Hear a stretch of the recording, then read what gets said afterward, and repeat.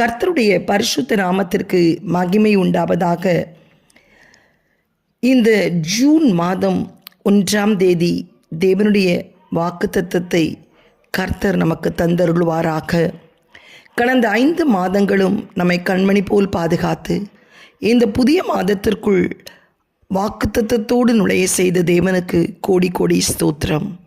இந்த மாதம் தேவன் நமக்கு கொடுக்கிற ஒரு வாக்குத்தத்தம் சங்கீதம் 102:13. தேவரீர் எழுந்தருளி சியோனுக்கு இறங்குவீர், அதற்கு தயவு செய்யும் காலமும் அதற்கு குறித்த நேரமும் வந்தது. ஆம், எனக்கு பிரியமானவர்களே, இந்த கால வேளையிலே தேவன் சியோனாய் இருக்கிற உனக்கு இறங்கும்படி அவர் எழுந்தருளி இருக்கிறார். அவர் எழுந்தருளினது மாத்திரமல்ல, சியோன் என்று அழைக்கப்பட்ட உனக்கு தயை செய்யும் காலமும் குறித்த நேரமும் இந்த மாதம் வந்துவிட்டது. நெடுநாள் காத்திருந்தது இருதயத்தை இளைக்க பண்ணும், விரும்பினது வரும்போதோ ஜீவ விருட்சத்தை போல் இருக்கும். இந்த மாதம் ஒவ்வொருவருடைய வாழ்க்கையிலும் ஒரு ஜீவ விருட்சத்தை பார்க்க போகிறீர்கள். எதற்கெல்லாம் அதிக நாட்களாய் காத்து கொண்டிருந்தீர்களோ, இது நிறைவேறாதா, இது முடியாதா என்று சொல்லி அங்கலாய்த்து கொண்டிருக்கிறீர்களோ, இன்றைக்கு தேவன் சொல்கிறார், சியோனே, உனக்காய் நான் இறங்கி எழுந்தருளி உனக்கு தயை செய்யும் காலமும் நேரமும் வந்தது என்று கர்த்தர் சொல்கிறார். 2 சாமுவேல் 9வது அதிகாரம் 1-10 வரை நாம் வாசிப்போமானால், இந்த இடத்துல ஒரு சம்பவத்தை நாம் பார்க்கிறோம். கர்த்தருடைய பரிசுத்தத்துக்கு மகிமை உண்டாவதாக. எதற்கெல்லாம் தேவன் தயை செய்ய போகிறார் என்பதை நாம் தியானிக்க தேவன் நமக்கு உதவி செய்வாராக. 2 சாமுவேல் 9ஆம் அதிகாரம் 1 வாசிக்கும்போது, யோனத்தான் நிமித்தம் என்னால் தயவு பெறத்தக்கவன் எவனாவது சவுலின் குடும்பத்தாரில் இன்னும் மீதியாய் இருக்கிறானா என்று தாவீது கேட்டான். அப்பொழுது சவுலின் வீட்டு வேலைக்காரனாகிய சீபா எனும் பேருள்ளவன் தாமினத்தில் அழைத்து வந்தார்கள். ராஜா அவனை பார்த்து, நீதானா சீபா என்று கேட்டான். அவன் அடியேன் தான் என்றான். அப்பொழுது ராஜா, தேவன் நிமித்தம் நான் சவுலின் குடும்பத்திற்கு தயவு செய்யும்படி அவன் வீட்டாரில் யாதொருவன் இன்னும் மீதியாய் இருக்கிறானா என்று கேட்டதற்கு சீபா ராஜாவை பார்த்து, இன்னும் யோனத்தானுக்கு 2 கால்களும் முடமான ஒரு குமாரன் இருக்கிறான் என்றான். அவன் எங்கே என்று ராஜா கேட்டபோது சீபா ராஜாவை பார்த்து, இதோ அவன் லோதேபாரிலே அம்மியோலின் குமாரனாகிய மாக்கீரின் வீட்டில் இருக்கிறான் என்றான். அப்பொழுது தாவீது ராஜா அவனை லோதோபாரில் இருக்கிற அம்மியேலின் குமாரனாகிய மாக்காரின் வீட்டிலிருந்து அழைப்பித்தான். சவுலின் குமாரனாகிய யோனத்தான் மகன் மெவிபோசேத் தாமிடத்தில் வந்தபோது முககுப்புற விழுந்து வணங்கினான். அப்பொழுது தாவீது, மேவிபோசேத்தே என்றான். அவன் இதோ அடியேன் என்றான். தாவீது அவனை பார்த்து, நீ பயப்படாதே, உன் தகப்பனாகிய யோனத்தான் நிமித்தமும் நான் நிச்சயமாய் உனக்கு தயை செய்து உன் தகப்பனாகிய சவுலி நிலங்களையெல்லாம் உனக்கு திரும்ப கொடுப்பேன். நீ என் பந்தியில் நித்தம் அப்பம் புசிப்பாய் என்றான். அப்பொழுது அவன் வணங்கி, செத்த நாயைப் போலிருக்கிற என்னை நீர் நோக்கி பார்க்கிறதற்கு உமது அடியான் எம்மாத்திரம் என்றான். ராஜா சவுலின் வேலைக்காரனாகிய சீபாவை அழைப்பித்து அவனை நோக்கி, சவுலுக்கும் அவர் வீட்டார் எல்லாருக்கும் இருந்த யாவையும் உன் எஜமானுடைய குமாரனுக்கு கொடுத்தேன். ஆகையால் நீ உன் குமாரரையும் உன் வேலைக்காரர்களையும் கூட்டிக் கொண்டு உன் எஜமானுடைய குமாரன் புசிக்க அப்பம் உண்டாயிருக்கும்படி அந்த நிலத்தை பங்கிட்டு அதன் பலனை சேர்ப்பாயாக. உன் எஜமானுடைய குமாரன் மேவிபோசேத் நித்தம் என் பந்தியில் அப்பம் புசிப்பான் என்றான். சீபாவுக்கு 15 குமாரரும் 20 வேலைக்காரரும் இருந்தார்கள். சீபா ராஜாவை நோக்கி, ராஜாவாகிய ஆண்டவன் தமது அடியானுக்கு கட்டளிட்டபடியெல்லாம் உமது அடியானாகிய நான் செய்வேன் என்றான். ராஜகுமாரில் ஒருவனைப் போல் மேவிபோசேத் என் பந்தியில் அசனம் பண்ணுவான் என்று ராஜா சொன்னான். மெவிபோசேத்திற்கு மீகா என்னும் பேருள்ள சிறுவனாகிய ஒரு குமாரன் இருந்தான். சீபாவில் வீட்டில் குடியிருந்த யாவரும் மேவிபோசேத்திற்கு வேலைக்காரராய் இருந்தார்கள். மேவிபோசேத் ராஜாவின் பந்தியில் நித்தம் அசனம் பண்ணுகிறவனாய் இருந்தபடியினால் எருசலேமில் குடியிருந்தான். அவனுக்கு 2 காலும் மூடமாய் இருந்தது. எனக்கு பிரியமானவர்களே, யோனத்தான் குமாரனாகிய மேவிபோசேத்துக்கு தாவீதுடைய கண்களிலே தயை கிடைக்கும்படி கர்த்தர் கிருபை பாராட்டினார். அவன் 2 கால் முட்டவனாயிருந்தான். லோதேபாரிலே இருந்தான். லோதேபார் என்றால் இருள், அந்தகாரம்.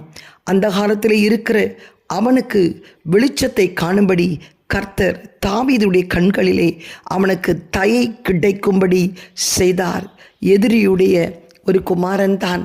ஆனாலும் தேவன் தாவீது உள்ளத்திலே ஒரு பெரிய தயையை அவனுக்கு காண்பிக்கும்படி கட்டளையிட்டார். அவன் நித்தமும் அவன் பந்தியிலே, அவனோடு கூட ராஜ பந்தியிலே அசனம் செய்யும்படி அவனுக்கு ஒரு பெரிய சிலாக்கியம் கிடைத்தது. அது மாத்திரமல்ல, அவன் சொத்தெல்லாம் அவனுக்கு பங்கிட்டு கொடுக்கும்படி கர்த்தர் ஒரு சீபா என்ற வேலைக்காரனை எழுப்பியும் கர்த்தர் தந்தார். என் அருமையானவர்களே, இன்றைக்கு ஒரு சத்ருவுக்கே இப்படி ஒரு தயை கிடைக்குமானால், ஆண்டவருடைய பிள்ளையாய் இருக்கிற சியோன் உனக்காக கர்த்தர் இறங்கி எழுந்தருளி உனக்கு தயவு செய்யும் காலமும் நேரமும் வந்தது. எப்படி மேவிபோசேத்துக்கு எப்படிப்பட்ட ஒரு தயை அவன் சொல்கிறான், நான் ஒரு செத்த நாய், இதற்கெல்லாம் நான் தகுதி அல்ல என்று சொல்லுகிற அவனுக்கு நித்தமும் ராஜாவோடு அமரும்படி கர்த்தர் தயை பாராட்டினார். அது மாத்திரமல்ல, இழந்து போனதை சுதந்திரிக்கத்தக்கதாக தயை கிடைத்தது.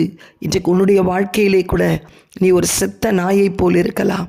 எல்லாராலும் புறக்கணிக்கப்பட்ட நிலைமையில் இருக்கலாம். சரீர பலன் இழந்து போன நிலைமையில் இருக்கலாம். விசாரிப்பற்ற ஒரு சியோன் தள்ளுண்டவனாய் இருக்கலாம். ஆனால் இன்றைக்கு எல்லாருடைய கண்களிலே தயை கிடைக்கும்படி கர்த்தர் உன்னை எழுப்பி உன்னை ஒரு பெரிய ஆசனத்தில் அமரும்படி செய்ய கர்த்தர் வல்லமை உள்ளவராய் இருக்கிறார். ஹல்லேலூயா. உதவியற்று இருக்கிற உனக்கு உதவி செய்யக்கூடிய கரங்களை கர்த்தர் எழுப்பி தருவார்.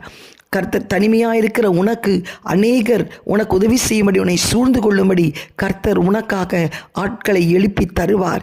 மேவிபோசேத்தை கடாட்சி தருளி தாவீதுடைய கண்களில் தயை செய்து கிடைக்க செய்த தேவன் அது சாதாரண ஒரு தயை அல்ல. ராஜ பந்தியிலே அமரக்கூடிய ஒரு தயை பாராட்டின தேவன் இன்றைக்கு உன்னுடைய வாழ்க்கையிலும் அசாதாரணமான ஒரு காரியத்தை செய்ய வல்லமை உள்ளவராயிருக்கிறார். அதற்கு நேரமும் காலமும் ஒன்று உண்டு. அதற்காய் நீ காத்திரு.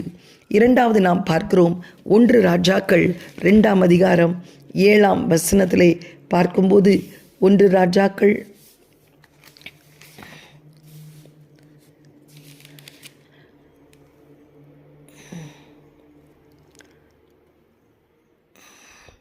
2ஆம் அதிகாரம்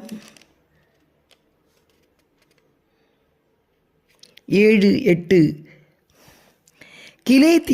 கிலேயாத்தியனான பர்சிலாவின் குமாரருக்கு தயை செய்வாயாக.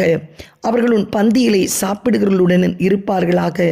உன் சகோதரனாகிய அப்சலோமுக்கு முன்பாக நான் ஓடிப்போகையில் அவர்கள் என்னை ஆதரித்தார்கள். மேலும் பக்ரீம் ஊரானான பென்யமீன் ஆகிய கேராவின் மகன் சிமேயி உன்னிடத்தில் இருக்கிறான். நான் மக்னாயிமுக்கு போகிற வழியிலே அவன் என்னை கொடிய தூஷணமாய் தூஷித்தான். ஆனாலும் அவன் யோர்தானில் எனக்கு எதிர்கொண்டு வந்தபடியினால் நான் உன்னை பட்டயத்தால் கொன்று போடுவதில்லை என்று கர்த்தர் மேல் அவனுக்கு ஆணையிட்டு கொடுத்தேன். ஆகிலும் நீ அவனை குற்றமற்றவன் என்று எண்ணாதே என்று சொல்லுகிறான். கர்த்தருக்கு ஸ்தோத்திரம். 1 ராஜாக்கள் 2:7 பார்க்கும்போது, பர்சிலாவின் குமாரருக்கு தயை செய்வாயாக. யார் அந்த பர்சிலா? ஒரு வயதானவர். அவர் தாவீது அப்சலோமுக்கு பயந்து மக்னாயிமுக்கு ஓடுகிற வேளையிலே ஒரு அடி கல்லறைக்கு அவ்வளவு சோர்ந்து போய் வேதனையோடு உதவியற்ற நிலைமையில் இருந்தபோது அவனை ஆதரித்து அவனுக்கு உதவி செய்து அவனை பராமரித்த ஒரு நாட்களை தாவீது நினைத்து பார்க்கிறார். அவர் மரிக்கும் காலத்திலே சாலமோன் சிங்காசனத்திலே அமரக்கூடிய ஒரு சூழ்நிலை வந்தபோது சாலமோனுக்கு சொல்லுகிறார், நீ பர்சிலாயின் குமாரனுக்கு நீ தயை செய்ய வேண்டும். அவனுக்கு ஏதாகிலும் நீ செய்ய வேண்டும்.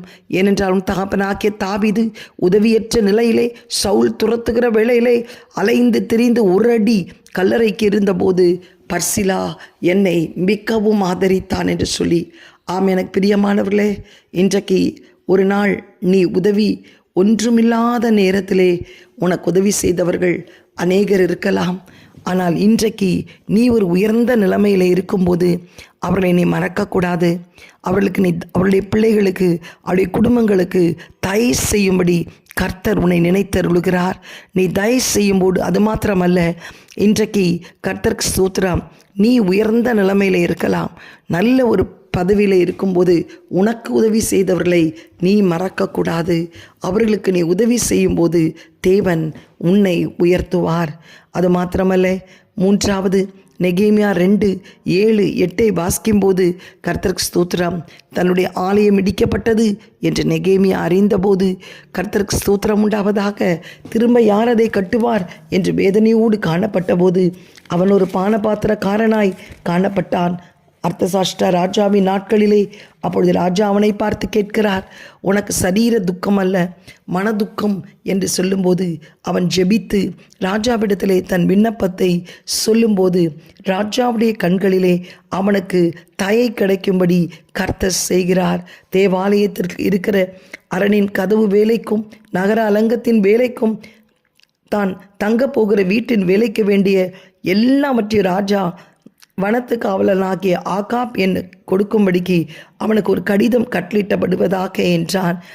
அதற்கு நெகேமியா சொல்லுகிறார், என் தேவனுடைய தயவுள்ள கரம் என்மேல் இருந்தபடியினால் ராஜா அவைகளை எனக்கு கட்டளையிட்டார். எனக்கு பிரியமானவர்களே, தேவனுடைய தயவுள்ள கரம் உன் மீது இருக்கிறபடியினால் இன்றைக்கு நீ நினைக்காத காரியங்கள் எல்லாவற்றுக்கும் தேவனுடைய கட்டளை பரத்திலிருந்து உனக்கு நேராய் புறப்பட்டு வருகிறதை உன் கண்கள் காணும்.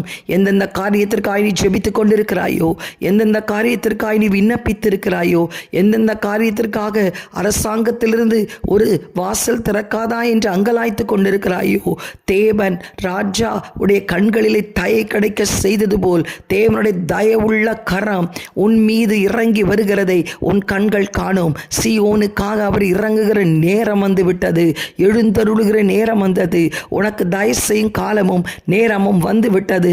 நீ எந்த விதத்திலும் மனுஷனுடைய ஆலோசனையிலே சிக்கி தவித்து விடாதபடி கர்த்தருக்கு காத்திரு, கர்த்தர் கிருபை பாராட்டுவார்.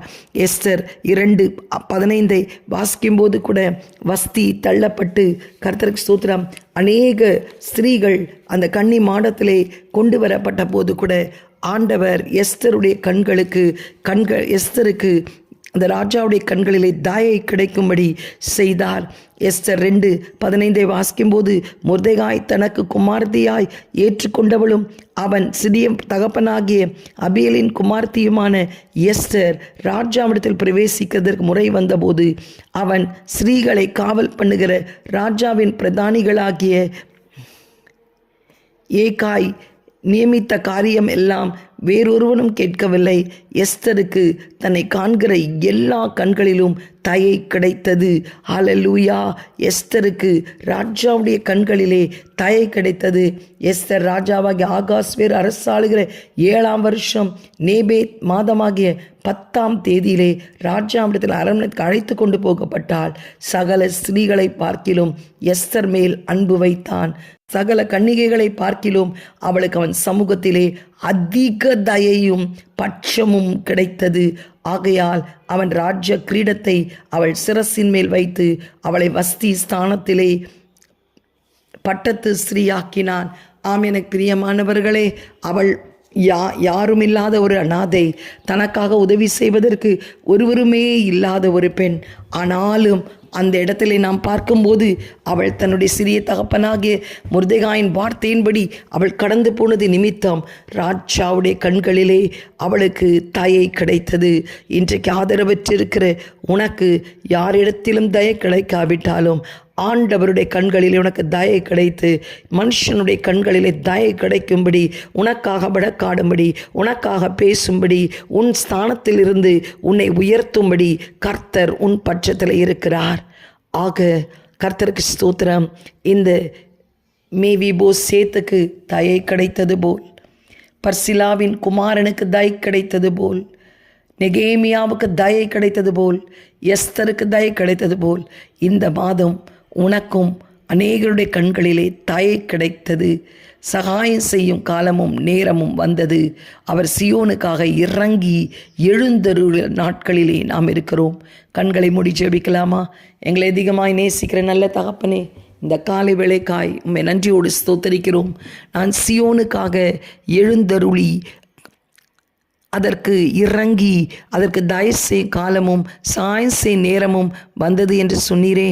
அப்படியாய் இந்த வழியிலே கூட கர்த்தாவே, நீர் யாவையும் எங்களுக்கு செய்து முடிக்கிறதற்காய் உம்மை நன்றியோடு ஸ்தோத்தரிக்கிறோம். கடந்த 5 மாதங்களும் எங்களை கண்மணி போல் பாதுகாத்து கர்த்தர் நல்ல மேய்ப்பராயிருந்து புல்லுள்ள இடங்களில் மேய்த்து அமர்ந்த தண்ணீரண்டிலே கொண்டு வந்து சேர்த்த தேவன், இந்த புதிய ஆண்டுக்குள் புதிய மாதத்துக்குள் பிரவேசித்திருக்கிற எங்களுக்கு ஒவ்வொரு காரியங்களிலும் ஆண்டவரே உம்முடைய தயையை நாங்கள் காணப்போவதற்காய் ஸ்தோத்திரம். வேலை வாய்ப்புகளுக்காய் காத்திருக்கிற பிள்ளைகளுக்கு நல்ல வேலை வாய்ப்புகளை தருகிறதற்காய், திருமண காரியங்கள் கைகூடி வருவதற்காய், மலட்டு கர்ப்பங்கள் திறக்கப்படுவதற்காய், ஆண்டவரே அப்பா, ஆண்டவரே நிலப்பிரச்சனை கர்த்தர் விடுதலை தருவதற்காய் சுவாமி, வேலை செய்யும் ஸ்தலத்திலிருந்து நெருக்கங்களை மாற்றி போடுவதற்காய், ஆண்டவரே குடும்ப பிரச்சனைகளிலிருந்து விடுவிக்காய் கர்த்தாவே. ஏசப்பா, லோத் பாகாரிலே காணப்பட்ட மேவிபோசேத்துக்கு ஒரு வெளிச்சத்தை உண்டாக்கின தேவன், எங்கள் வாழ்க்கையிலும் அந்த இருள், அந்தகாரம், வெறுமை, ஒழுங்கின்மையை மாற்றி ஆண்டவரே எல்லா மனுஷரையும் பிரகாசிக்கிற மெய்யான வெளிச்சமாகிய கிறிஸ்து எங்களுக்குள்ளே பிரதிபலிக்க எங்களுக்கு உதவி செய்கிறதற்காய் உமக்கு ஸ்தோத்திரம். இதோ நீர் சியோனுக்காக இறங்கி தேவனுக்கு ஆண்டவரை எழுந்தருளி எங்களுக்கு தயை செய்யும் காலமும் சகாயம் செய்யும் நேரமும் வந்ததற்காய் ஸ்தோத்திரம். இந்த மாதம் நெடுநாள் காத்திருந்த காரியங்களுக்கு ஒரு ஜீவ விருட்சத்தை கர்த்தர் தருகிறதற்காய் ஸ்தோத்திரம். தாழ்த்தி உடைய கரத்திலே கொடுக்கிறோம் அப்பா. எல்லா துதி கன மகிமை நீரே எடுத்துக்கொள்ளும். இயேசுவின் மூலம் ஜெபிக்கிறோம் நல்ல பிதாவே, ஆமேன். God bless you all. Have a blessed June month. ஆண்டவருடைய கண்களிலே ஒவ்வொரு காரியத்திற்கும் தயை பெறும்படி கர்த்தர் உங்களோடு கூட இருக்கிறார். Amen.